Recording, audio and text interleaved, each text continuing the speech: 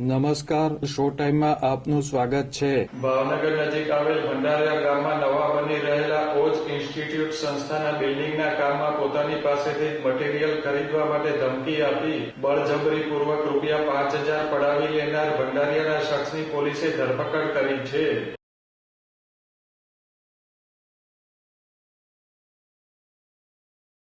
ભંડારિયા ગામમાં રહેતા Jaypalsinh Mahavirsinh ગોહિલે building material પોતાની પાસેથી ખરીદવા માટે દબાણ કરી ધમકી આપી હતી અને ઓજ ઇન્સ્ટિટ્યૂટમાં નુકસાન કરી કર્મચારી પાસેથી રૂપિયા 5,000 પડાવી લીધા હતા.